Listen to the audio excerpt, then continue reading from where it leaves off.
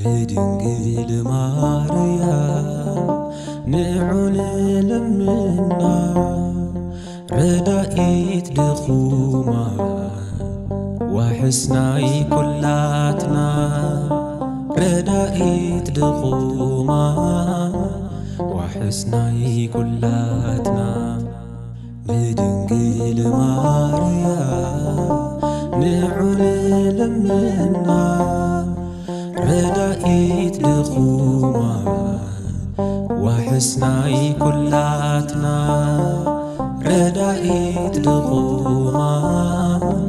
ዋሕስናይ ኩላትና ስርሐይ ከፊኡ ሸኽም ከቢዱኒ ወዲቐ ከይተርፍ ድንግል ደግፍኒ ሓደራኺ ኣደይ ኣይትፈለይኒ ክጨንቀኒ እንከሎ ኣጸናንዕኒ ክጨንቀኒ እንከሎ ኣጸናንዕኒ ንድንግል ማርያም ንዑን ለምና ረዳኢት ድኹማ ዋሕስናይ ኩላትና ረዳኢት ድኹማ ዋሕስናይ ኩላትና ኣንቲ ናይ ኖህ መርከብ ናይ ሙሴ ጽላት ናይ ያዕቆብ መሳልል መሰንቆ ዳዊት ሓጋዚት ድኹማ ሎሚ ሓግዝና ካብ ፍቁር ወድኺ ምሕረት ለምንልና ካብ ፍቁር ወድኺ ምሕረት ለምንልና ንድንግል ማርያም ንዑን ለምና ረዳኢት ድኹማ ዋሕስናይ ኩላትና ረዳኢት ድኹማ ዋሕስናይ ኩላትና ደንጋጺት ምዃንኪ ርኢና ኣብ ከልቢ ሎሚ ደንግጽልና ንዓና ደቅኺ መንግሥቱ ክንወርስ ኣብቲ ለምለም ቦታ ኣተዓርቕና ምስቲ ክቡር ጐይታ ኣተዓርቕና ምስቲ ልዑል ጐይታ ንድንግል ማርያም ንዑን ለምና ረዳኢት ድኹማ ዋሕስናይ ኩላትና ረዳኢት ድኹማ ዋሕስናይ ኩላትና ስርሐይ ከፊኡ ሸኽም ከቢዱኒ ወዲቐ ከይተርፍ ድንግል ደግፍኒ ሓደራኺ ኣደይ ኣይትፈለይኒ ክጨንቀኒ እንከሎ ኣጸናንዕኒ ክጨንቀኒ እንከሎ ኣጸናንዕኒ ንድንግል ማርያም ንዑን ለምና ረዳኢት ድኹማ ዋሕስናይ ኩላትና ረዳኢት ድኹማ ዋሕስናይ ኩላትና ረዳኢት ድኹማ ዋሕስናይ ኩላትና ረዳኢት ድኹማ ዋሕስናይ ኩላትና ረዳኢት ድኹማን ዋሕስናይ ኩላትና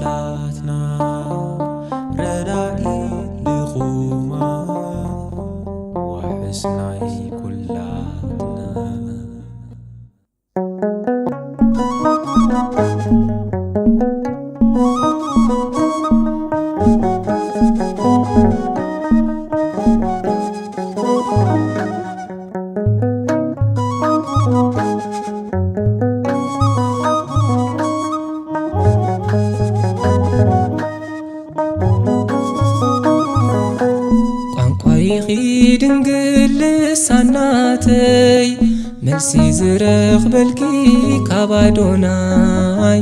መልሲ ዝረኽበልኪ ካብ ኣዶናይ ብኣኺ ቀሪበና ባምላኸይ ቤተይ ብበረኸት መሊኡለይ ቤተይ ብበረኸት መሊኡለይ ቋንቋይኺ ድንግል ልሳናተይ መልሲ ዝረኽበልኪ ካብ ኣዶናይ መልሲ ዝረኽበልኪ ካብ ኣዶናይ ብኣኺ ቀሪበና ባምላኸይ ቤተይ ብበረኸት መሊኡለይ ቤተይ ብበረኸት መሊኡለይ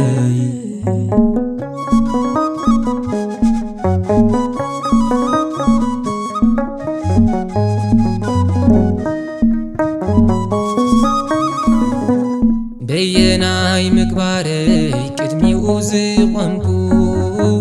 ብቕዓት መዓስ ኮይኑ ስሙን ተፀዋዕኩ ንዓኺ ሒዘየ ድንግል ረዳኢተይ ስለ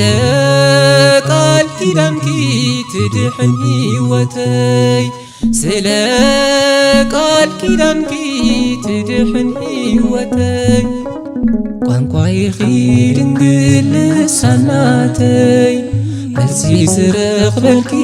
ካብ ኣዶናይ መልሲ ዝረኽበልኪ ካብ ኣዶናይ ብኣኺ ቀሪበና ባምላኸይ ቤተይ ብበረኸት መሊኡለይ ቤተይ ብበረኸት መሊኡለይ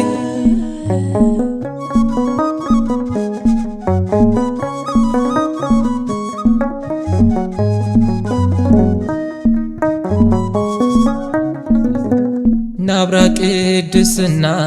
ካባይ ተሰዊሩ ብስርቂ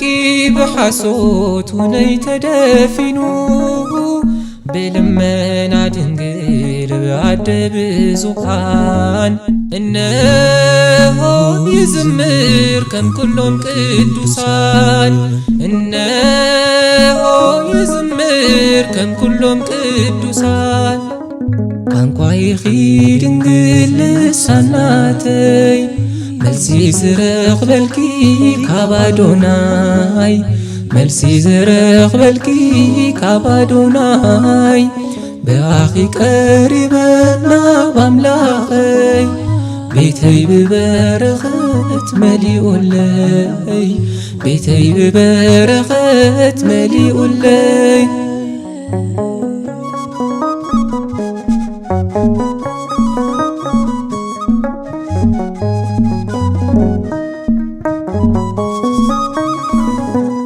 ብስምኪ ለሚኑ ዘሓፈረ የለን ብኣኺ ዘይከብር ስውን ኣይርከብን ኣነስ ብምግባረይ ፍረኳ ዘይብለይ ስምኪ ተፀዊዐስ ይሕደስ ሓይለይ ስምኪ ተፀዊዐስ ይሕደስ ሓይለይ ቋንቋይኺ ድንግል ልሳናተይ መልሲ ዝረኽበልኪ ካብ ኣዶናይ መልሲ ዝረኽበልኪ ካብ ኣዶናይ ብኣኺ ቀሪበና ባምላኸይ ቤተይ ብበረኸት መሊኡለይ ቤተይ ብበረኸት መሊኡለይ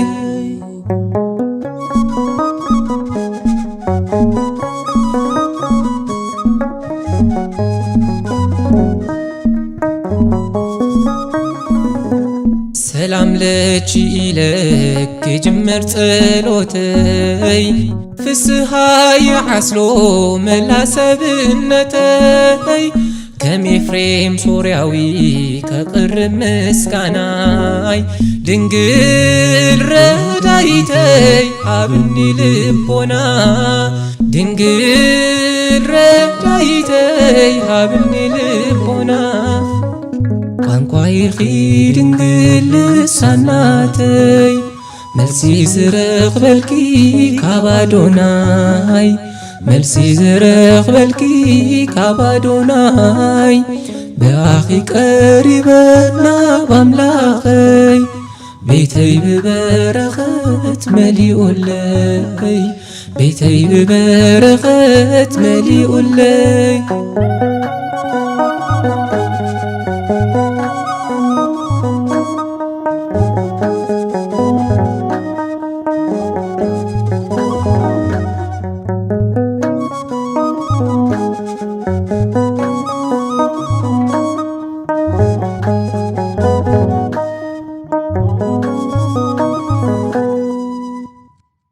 ዘበዕብራይስጢ ማሪሃም ማሪሃም ብሂል መርህ ለመንግሥተ ሰማያት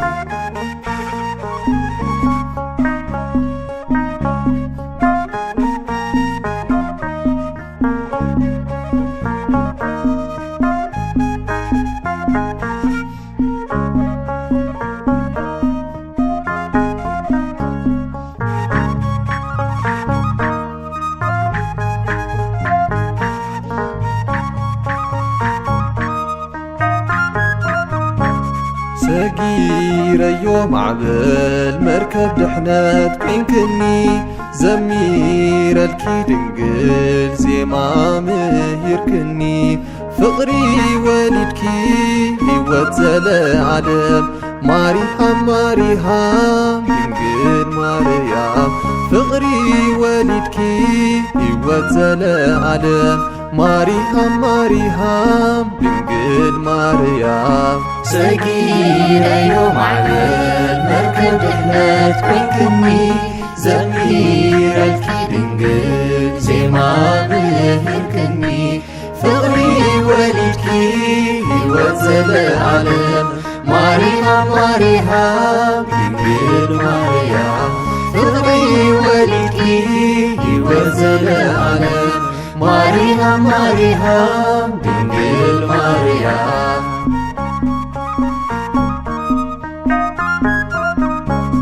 በታዊ መሲሉ ጸላኢ ቀሪቡኒ ዕርፋን ስጋይ ሪኡ ብብልዕ መጹኒ ንልበይ ጠቢሩ ሞት ውን ኣግዚሙኒ ተስፋይ ግን ርኤኪ ብርሃን ኮንክኒ ሔዋን ያክበሃል ምኽንያት ሞት ኣዳም ሔዋነይ መጺኺ ኮንክኒ ማርያም ሔዋን ያክበሃል ምኽንያት ሞት ኣዳም ሔዋነይ መጺኺ ኮንክኒ ማርያም ሰጊረዮ ማዕበል መርከብ ድሕነት ኮንክኒ ዘሚረልኪ ድንግል ዜማ ምህርክኒ ፍቕሪ ወሊድኪ ሕይወት ዘለዓለም ማሪሃም ማሪሃም ድንግል ማርያም ፍቕሪ ወሊድኪ ሕይወት ዘለዓለም ማሪሃም ማሪሃም ድንግል ማርያም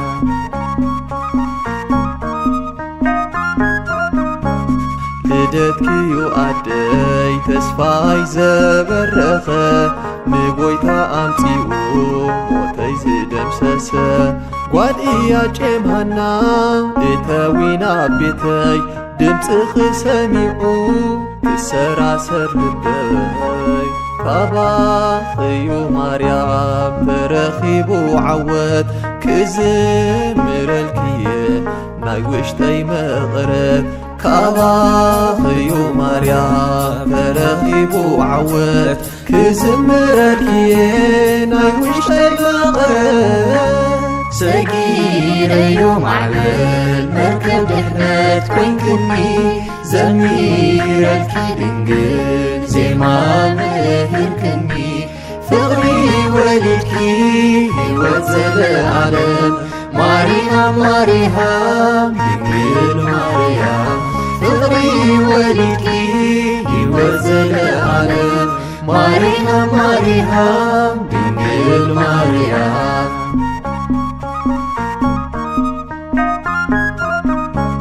ብግብፂ ክትሓልፊ أبجز يسدتكي معرفي زخون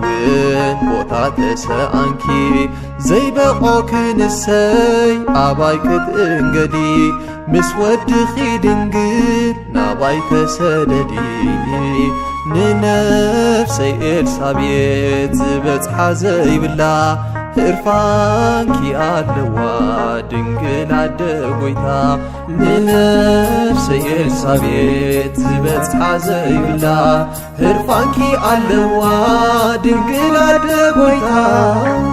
سجيرة يوم عبد مركب دحمت كنكني زمير الكيدنجل زي ما مهركني فغري وليدكي وانزل العالم مريم مريم ينجل مريم فغري وليدكي وانزل العالم مريم مريم ينجل مريم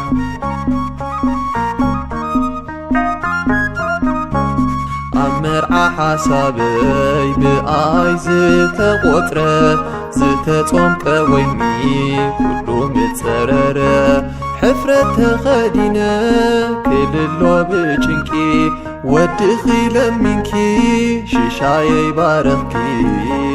بقنا يا العلا كزمر نسمكي ذكرني عدي كسما ولودكي بقنا يا العلا كزمر نسمكي ذكرني عدي كسما ولودكي سجيرة يوم عبد مركب دحمت كنكني زمير الكيدنجل زي ما مهركني فغري وليدكي وانزل العالم مريم مريم ينجل مريم فغري وليدكي وانزل العالم مريم مريم ينجل مريم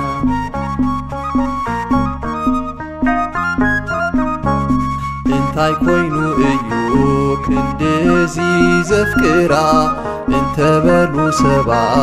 بخنتو فخرا هيا بناي كرانيو مخانكي زنقعو بلوه لبخي عدي ملسيو بهፃን ልሳነይ ዘይክእልክቓኒ ዓደይ ምስ በልክኺ ውሉደይ በልኒ ብህፃን ልሳነይ ዘይክእልክቓኒ ዓደይ ምስ በልኩኺ ውሉደይ በልኒ سجيرة يوم عبد مركب دحمت كنكني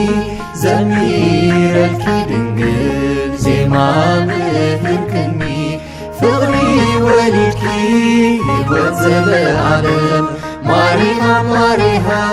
ينجل مريم فغري وليدكي وانزل العالم مريم مريم ينجل مريم سجيرة يوم عبد مركب دحمت كنكني زمير الكيدنجل زي ما مهركني فغري وليدكي وانزل العالم مريم مريم ينجل مريم فغري وليدكي وانزل العالم مريم مريم ينجل مريم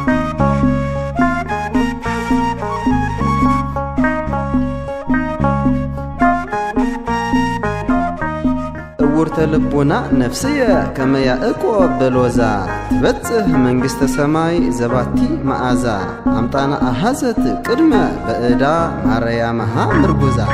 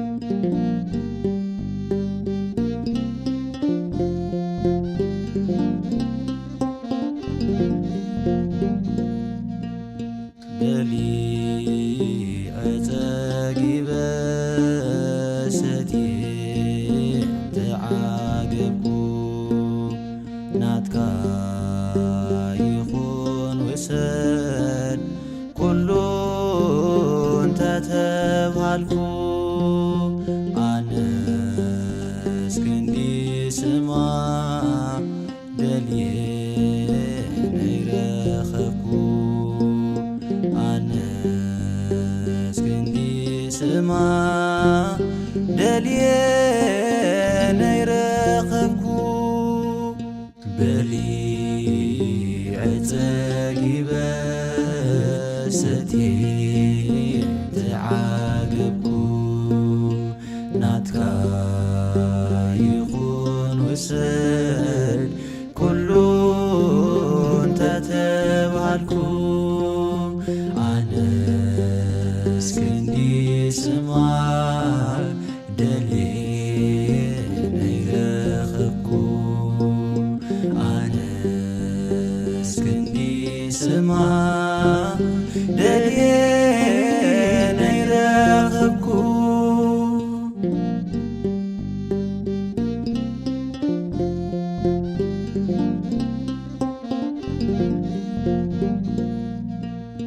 ናይዛ ዓለም ነገር ባዶ እዩ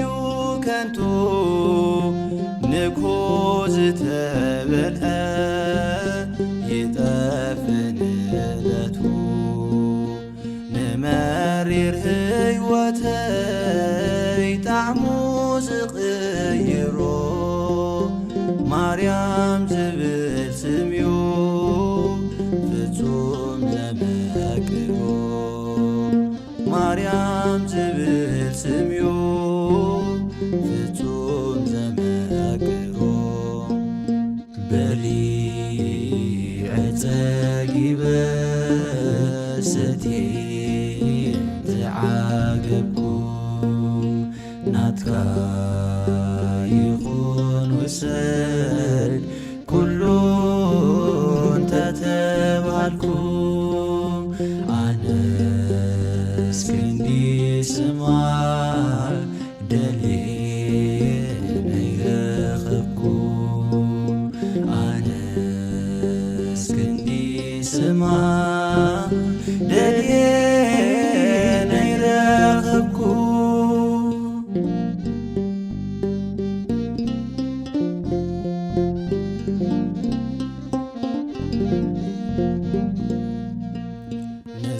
ንስኺ ዘይብሉ ትርጉም አልቦ እዩ ድንግል ብዘይባኺ ትምቁር እረዩ ካብ ዝጠዓምክዎ ልምሉም ብሱል ፍረ ማርያም ዝብል ስምዩ ፍጹም ዝመክረ ማርያም ዝብል ስምዩ ፍጹም ዝመክረ በሊዕ ጸጊበ ሰትየ ተዓገብኩ ናትካ ይኹን ውሰድ ኩሉ እንተተባሃልኩ ኣነስ ክንዲ ስማዕ ደልየ ነይረኸብኩ ኣነስ ክንዲ ስማዕ ደልየ ነይረኸብኩ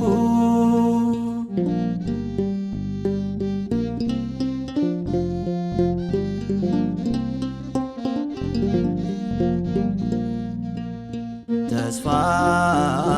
ዝገበረ ስምኪ ኣብ ሕይወቱ ክብርኺ ክብርዩ ጽድቂ ኸውናቱ ኣነ ውን ይብለኪ ጣዕሚ ናይ ሕይወተይ ካብ ኣፍ ሞት ናብ ሕይወት መሰጋገሪተይ ካብ ኣፍ ሞት ናብ ሕይወት መሰጋገሪተይ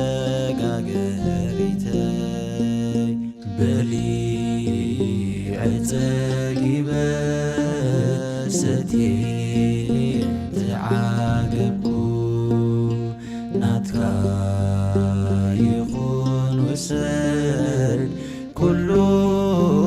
እንተተባሃልኩ ኣነስ ክንዲ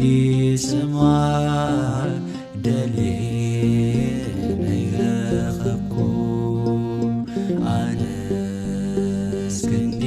ስማዕ ደልየ ነይረኸብኩ በሊዐ ፀጊበ ሰትየ ተዓገብኩ ናትካ ይኹን ውሰድ ኩሉ እንተተባልኩ ኣነስ ክንዲ ስማዕ ደልየ ነይረኸብኩ ኣነስ ክንዲ ስማዕ ደልየ ነይረኸብኩ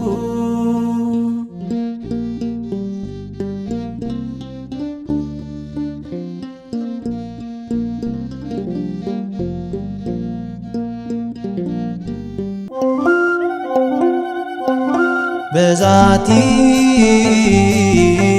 ድንግል ኪዳነ ምሕረት እስመ ባቲ ተሞአ ሞት ወተቀጥቀጠ ጸላኢ በዛቲ ድንግል ኪዳነ ምሕረት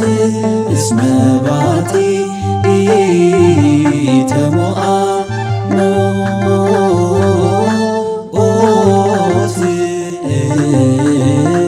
ወተቀጥቀጠ ጸላኢ ዘመጠነ ዝአርአየ ምህረቶ እግዚአብሔር ዘመጠነ ዝአርአየ ምህረቶ እግዚአብሔር በዛቲ ድንግል ኪዳነ ምሕረት እስመ ባቲ ተሞአ ሞት ወተቀጥቀጠ ጸላኢ በዛቲ ድንግል ኪዳነ ምሕረት እስመ ባቲ ተሞአ ሞት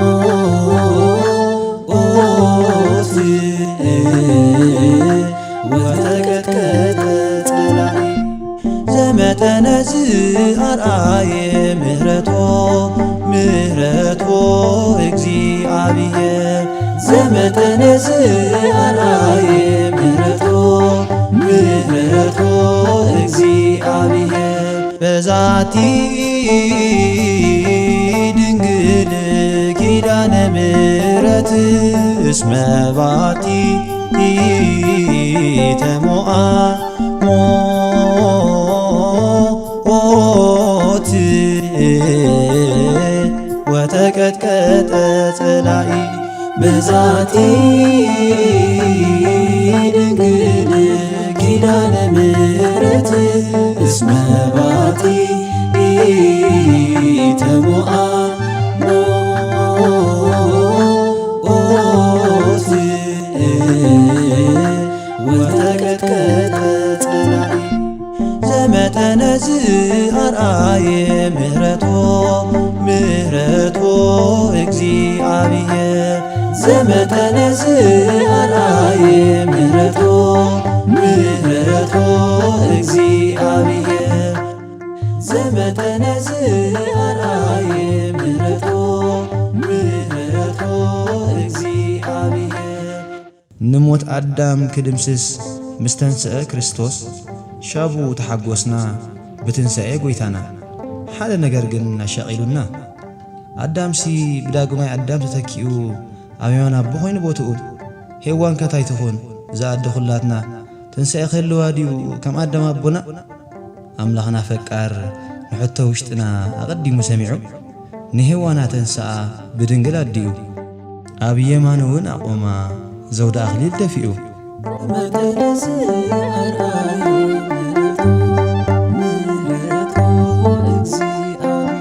ኣሰይ እልልልል እንቋዕ ሓጐሰና ብትንሣኤ ድንግል ይደሰት ውሽጥና ምኽንያቱ ዓሪጋያ ናብ ሰማያት ኣምባሳድር ሔዋናትና ለአብ ስብሃት ለወልድ ስግደት ወለመንፈስ ቅዱስ አኮቴት ዘአልዓላ ለጽዮን እምኩሉ ዓለማት ወዘአክበራ እምኩሉ ፍጥረት አሜን።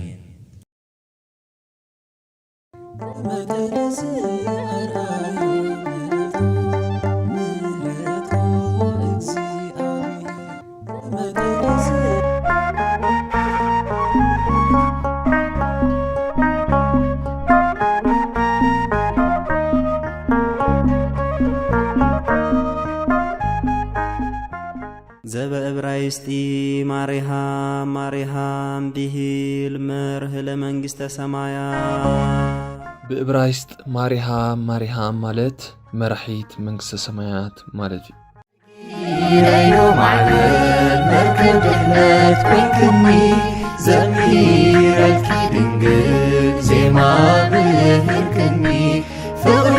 ወሊድኪ ሕይወት ዘለዓለም ማሪሃም ማሪሃም ድንግል ማርያም ፍቕሪ ወሊድኪ ሕይወት ዘለዓለም ማሪሃም ማሪሃም ድንግል ማርያም ጸጸኒሐ ፍቕርኺ ከስተንትኖ ውሽጠይ ምሕር ድሰት ክገልጾ ዘይክእል ሓጎስ ይስምዓኒ ስለ ክብሪ ድንግል ማርያም ዝብሎ ብዙሕ ኣሎኒ ካብታ ውቅብቲ ስፍራ እንትርፎ ሓጎስ እምበር ጭንቂ ዘይስምዓላ ቤት ዘለዓለም ምስ ወጻእኩ ዳግማይ መሪሓ ዘእተወትኒ ማርያም እያ ካብ ሓያል ማዕበል ብጽንዕቲ መርከብ ጌራ ዘውጻእትኒ ዜማ ምስጋና ዝመሃረትኒ ዳግማይ ክብሪ ዘልበሰትኒ ናብ ስፍራይ ዝመለሰትኒ ካብ መሬት ዘልዓለትኒ ዓብዪ ፍቕሪ ዝኾነ ዘለዓለማዊ ሕይወት ዝሃበትኒ ማርያም እያ በቲ ዝመሃረትኒ ዜማ ጌረ ድማ እንሆ የመስግና በታዊ መሲሉ ጸላኢ ቀሪቡኒ እልፋን ስጋይ ሪኡ ብብልዕ መጹኒ ንልበይ ጠቢሩ ሞት ውን ኣግዚሙኒ ተስፋይ ግን ርኤኪ ብርሃን ኮንክኒ ሔዋን ያክበሃል ምኽንያት ሞት ኣዳም ሔዋነይ መጺኺ ኮንክኒ ማርያም ሔዋን ያክበሃል ምኽንያት ሞት ኣዳም ሔዋነይ መጺኺ ኮንክኒ ማርያም ኣብቲ እግዚኣብሔር ዘዳለወለይ ውቁብ ስፍራ እንትርፎ ሓጎስ ጽጋብ ርውየት እምበር ሓዘን ጥሜት ጽምኣት ዘይርከቦ ብደስታ እየ ዝነብር ነይረ ዝደልኽዎ ነገር ይፍጽም ሕይወተይ ድማ እንትርፎ ጣዕሚ ምቁር ሕይወት ከተስተማቐር ምረት እኳ ጥዒማ ይትፈልጥ ብሓጎሰይ ዘይሕጎስ ብህላወይ ዘይቀስን ጸላእ ግና ነበረኒ ንኸውድቐኒ ከዓ ወትሮ ምስ ሓሰበ እዩ ሕማቕን ጽቡቕን እተፍልጠኒኦም ሓጢኣትን ሕይወትን እትምህረኒኦም ፍቕሪ ፈጣሪየይ ዝገልጸላኦም ሓልየያ ክነብር ዝግብኣኒ ብህርፋን ስጋዊ ድሌት ማለት ዘይግብኣኒ ዘይባህረይ ፈጣሪ ክኸውን ብምምናይ ህርፋን ስጋይ ርእዩ ብላዕ ብላዕ ዝብል ሕማቕ መንፈስ ኣሕደረለይ ሔዋን ቀንጢባ በሊዓ ሃበትኒ ኣነ ውን ተቐቢለ በላዕኩ ዋይ ኣነ ሽዑ ንእለቱ ኩሉ ተቐየረ ጸጋይ እናተፈለጠኒ ተገፈ ተሰሚዑኒ ዘይፈልጥ ስምዒት ፍርሒ ተሰማዓኒ ሰሪ ግብረይ ድማ ዘይባህረይ ሞት ዝበሃል ባህሪ ጣዕምኩ ነቲ ህዱእ ስፍራ ቤተይ ገዲፈ ድማ ናብ እሾኽን ተኾርባን ዘለዋ ምድሪ ወረድኩ ግና ካብ ገነት ኣብ ዝተሰደድኩሉ እዋን ንስኺ ተስፋይ ነበርኪ ግና ውድቀት ሓዘነይ ርእዩ እትፈቃር ኣምላኸይ ዓቢ ተስፋ ሃበኒ ክመጽእ ምዃኑ ካብ ውድቀተይ ኣልዒሉ ሕይወት ክህበኒ ተስፋ ድሕነተይ ሽዑ ርኤኪ ኣብ ሕቖይ ከም ዕንቂ ክተብሪ ዳግማዊት ሔዋን ማርያም ሕይወተይ ድማ ኢለኪ ልደትኪዩ ኣደይ ተስፋይ ዘበረኸ ንጐይታ ኣምፂኡ ሞተይ ዝደምሰሰ ጓል እያ ጨምሃና እተዊና ቤተይ ድምፂ ኽሰሚዑ ክሰራሰር ልበይ ካባኸዩ ማርያም ተረኺቡ ዓወት ክዝምረልክየ ናይ ውሽጠይ መቕረት ካባኸዩ ማርያም ተረኺቡ ዓወት ክዝምረልክየ ናይ ውሽጠይ መቕረት ሰሪ ግብረይ ኣብ ሲኦል ኣብ ዝነበር ኩሉ ግዜ ሓደ መዓልቲ ግና ተስፋይ ዘበረኸ ጥዑም ብስራት ካብ ደብረ ሊባኖስ ሰማዕኩ። እታ ብረቲ ዕንቂ ጓልጓለይ ዝኾነት ህፃን ካብ ኢያጬምን ሃናን ተወሊዳ እንሆ ሓጎስ ድማ ኾነ። ኣብ ቤታ ማህፀን ተባሪኻ ንጽህቲ ውላድ ብምውላዳ ዓመታት መብፅዓ ድሕነተይ ክፍጸም ስለ ዝቐረበ ድማ ተስፋይ ኣበረኽኩ። ዕድለኛ እየ ንስኺ እንተዘይትህልዊ እግዚኣብሔር ንዓኺ እንተዘይሂበኒ እንታይ ምገበርኩ እናበልኩ ወትሩ ንነፍሰይ ሓታ ስራሕ እግዚኣብሔር እጹብ እዩ። ኣደ እቲ ሰማይ ዝዝፋኑ ምድሪ መርገጽ እግሩ ዝኾንኪ ንጽህቲ ወላዲት ኣነ ድማ ህይወተይ ኢኺ ኢለኪ። ፍስሓ ኮይኑልና ብልደት ኣዴና ኣደ ብዙሓን ማርያም ጓል ኢያጬም ሃና ብርሃን መብራህትና ናይ ጸልማት ልብና ንጽህተ ንጹሃን ድንግል ይብጽሕኪ ምስጋና። ብግብፂ ክትሓልፊ ኣብ ግዜ ስደትኪ መዕረፊ ዝኸውን ቦታ ተሰኣንኪ ዘይበቆ ክንሰይ ኣባይ ክትእንገዲ ምስ ወድኺ ድንግል ናባይ ተሰደዲ ንነፍሰይ ኤልሳቤጥ ዝበጽሓ ዘይብላ ህርፋንኪ ኣለዋ ድንግል ኣደ ጐይታ ንነፍሰይ ኤልሳቤጥ ዝበጽሓ ዘይብላ ህርፋንኪ ኣለዋ ድንግል ኣደ ጐይታ። ኣብ ዝነበር ኩሉ ጸላም ዝመልኦ ስፍራ ኮይነ ሄሮድስ ንኣምላኸይ ክቐትሎ ደልዩ ምስ ሰማዕኩ ኣዝየ ሓዘንኩ። ንስደት ምስ ከድኪ ወድኺ ሒዝኪ ናባይ ክትስደዲ እየ ተመንየ። ምስ ወድኺ ክርእየኪ ሃሪፈ ዋዜማ ድሕነተይ ስለ ዝጀመረ በቲ ተሓጒሰ ልቢ ደቂ ሰባት ስለ ዝተረረ ድማ ሓዚነ። ነቲ ሰማያት ብዘይ ዓንዲ ምድሪ እውን ብዘይ መሰረት ዘቖመ ፈጣሪ ምድራዊ ንጉስ መሲልዎም ክቐትልዎ ከሳድድዎ እንከርኢ ልበይ ፈጺሙ ኣይገበረለይን። ዘይበቆ ክንሰይ ኣባይ ክትእንገዲ ምስ ወድኸ ድንግል ናባይ ተሰደዲ ምስ በልኩ ከምቲ ንኤልሳቤጥ ዝበጽሕክያ ክትበጽሕኒ ሃረር በልኩ። ከምቲ ንግብፂ ወድኺ ዝባረኻ ክባረኽ ደለኹ። ከም ዮሴፍ ስንቅኺ ክጸውር ከም ሰሎሜ ንጐይታ ከብርየኪ ከምቲ ኣድጊ እውን እንተኾነ ኣብ ዝባነይ ክጾረኪ ተተምነኹ። ምምጻእ ውሉድኪ ናባይ ክቕልጥፍ ኣዝየ ተሃወኽኩ። ስለ ውዕለቱ ከመስግን ድማ ንጸሎት ነቓሕኩ። ዓመታት ድሕነተይ ብግብሪ ክፍጸም ስለ ዝቐረበ ሓጐሰይ ክገልጽ ዘሚረ ሸብሺበ። ኣብ መርዓ ሓሳበይ ብኣይ ዝተቖጥረ ዝተጾምቀ ወይኒ ኩሉ ምጸረረ ሕፍረት ተኸዲነ ክልሎ ብጭንቂ ወድኺ ለሚንኪ ሽሻየይ ባረኽኪ በገናይ ኣልዒለ ክዝምር ንስንኪ ዘክርኒ ኣደይ ክስመ ውሉድኪ በገናይ ኣልዒለ ክዝምር ንስንኪ ዘክርኒ ኣደይ ክስመ ውሉድኪ። ጐይታይን ኣምላኸይን ኢየሱስ ክርስቶስ መርዓት ዓዲሙ ምሳኺ ምስ ሃዋርያቱን ኣብ ዝኸደሉ ኩሎም ኣጋይሽ ተኣኪቦም ብላዕ ወስተ እናተባሃለ ከሎ ሰብ ውራይ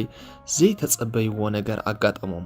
ነቲ ውራይ ተባሂሉ ዝተቐረበ ወይኒ ሃንደበት ተወድአ። ዶኪማስ በዓል ውራይ ገና ኣጋይሹ ከየፋነወ